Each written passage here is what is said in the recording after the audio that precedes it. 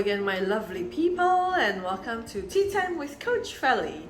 I am going back to an old faithful of mine, the Osmanthus Oolong tea, just because it is my favorite and I like it. Also, I'm running out of different kinds of tea that I need to feature every week. Anyways, in Singapore, we are back to a semi-lockdown situation.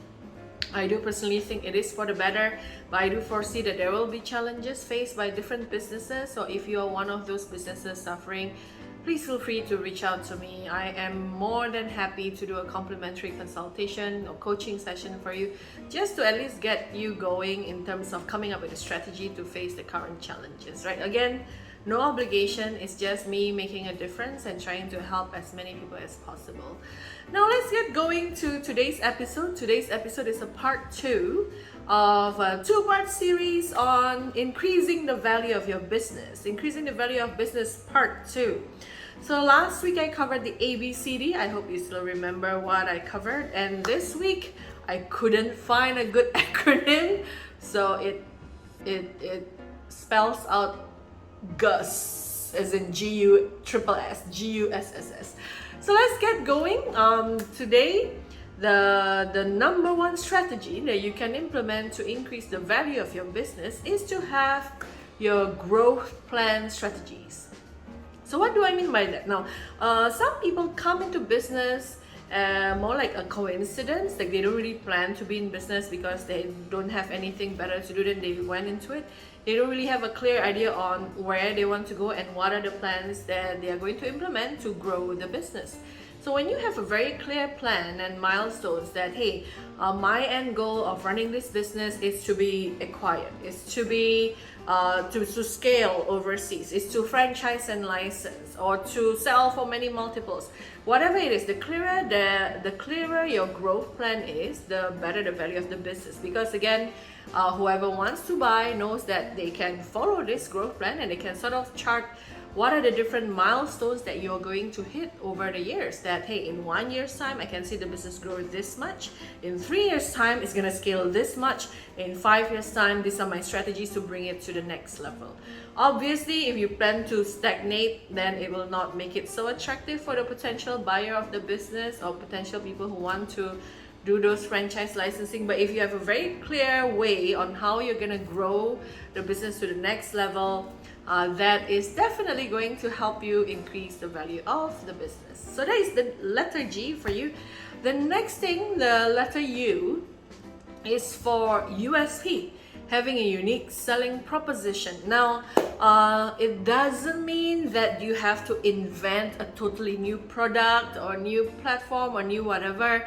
Even if you are someone in a traditional business, I call it traditional business, you still can develop your own unique selling proposition. Just for example, let's say one of the companies that I've worked with, they are selling clothes. Like, how unique can it be? Well, then they craft a unique story and branding over what kind of people would be attracted to wear their clothes, what kind of people really relate to their brand. And because of that, they would want to be a community that is part of this brand's family, and they're gonna be very, very loyal followers, and they'll keep buying and buying and buying. And once they have established that identity, that, hey, I am very specific, I am only targeting this part of the market where they have this kind of identity, that's when they get the brand loyalty and as well as avoid the price competition. So they, even though they may not be the cheapest in the market, but again, because they have that strong relationship and identity, people still buy because they love the brand, they want to be part of it, they want to be associated with it. So that is one. And again, it applies for many different things. And it is just a matter of crafting your positioning, really knowing what you are good at. I have had past episodes about crafting your USPs, but just a quick rundown. You want to see what you are definitely doing better than other people, what other people are not so great at, and it has to be something that the customers want or need.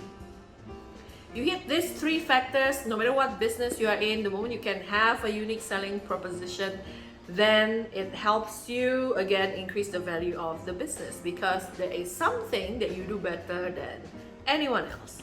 So that is the letter U. So now we'll enter the triple S, the SSS. The first S stands for system. If you have a way of systemizing your operations, if you can build systems around how you run the company such that if one key person leaves, the next person can come in and just take over because there is a system to follow, that will again protect the whole the whole business. The potential buyer knows that even if somebody resigns, because the system is already there, they will not be bearing the risk of the company collapsing when a key person leaves. So the more systems you can build, the easier your life will be too. I've seen companies that has been around for more than 10 years, they have 0 systems, and as a result, every time they recruit a new person to the company, it's a long and painful and tiring onboarding process.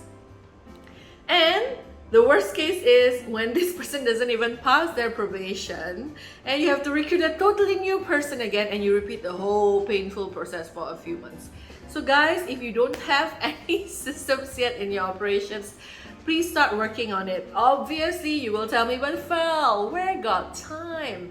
I don't even have time to finish what I need to do. But trust me, setting aside just a little bit of time every week will help you solve the problem in the long run.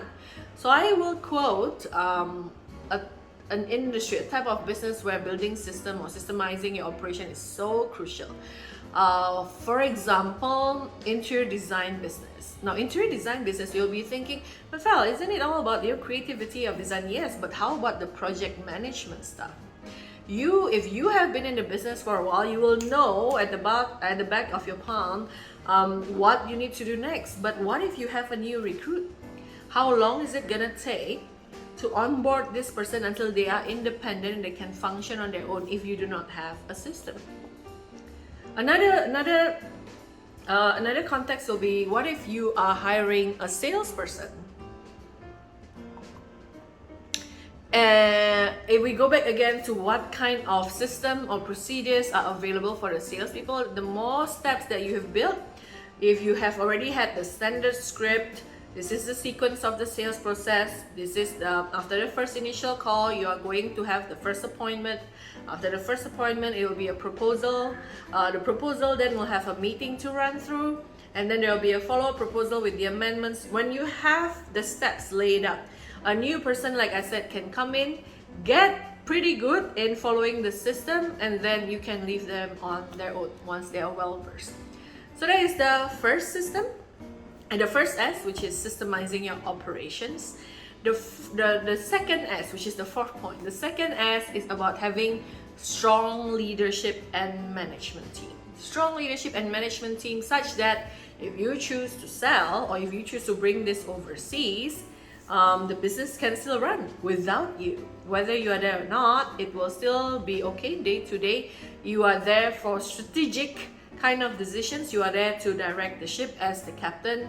But if you can sell the business with a strong leadership and management team in place, it's gonna be worth a lot more compared to if you are still involved in every single part of the operation. Because if you think about it from the potential investor or buyer point of view, they want to invest. They do not want a job. They want a business that is going to make them profit.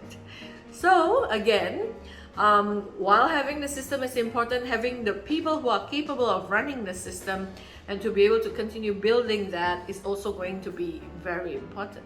So if you already have a very good growth plan strategy, you have established your USP very clearly, you put effort into systemizing your operations, you have strong leadership and management in place.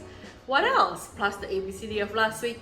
The last S I'm gonna focus on is the scalability factor. Scalability factor.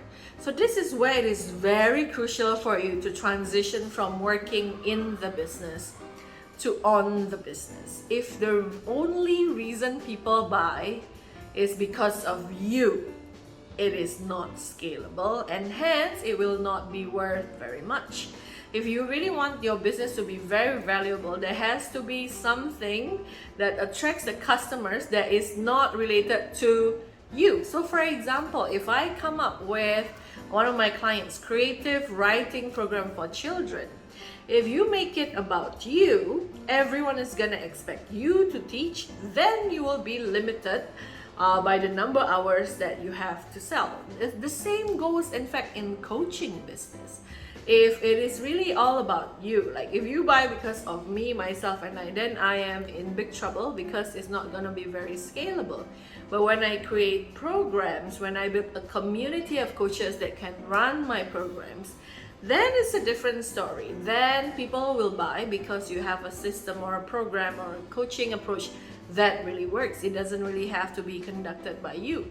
Yes, maybe there are some people who just have stronger chemistry with you, but again, like I said, in terms of increasing the value of the business, the more people who can deliver the same kind of standard products or services, the more valuable the business will be.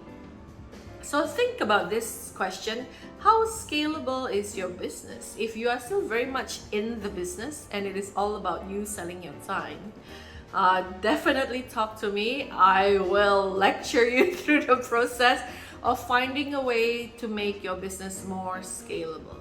So that is it, guys, the end of the 2-week episode. I really hope you enjoy it. If you find that this is useful, please share the love, spread the message, share this with your friends, fellow entrepreneurs who would definitely want to have some tips on how to increase their business. And with that, I really wish that all of you will stay safe. I heard from the grapevine that the current situation is not looking great yet. I am very, very glad that Singapore took action very swiftly, and it's pretty quick to react with what's happening. So I wish that all of you will stay safe, take care, be careful, don't socialize too much. Let's do all our online meeting like responsible adults.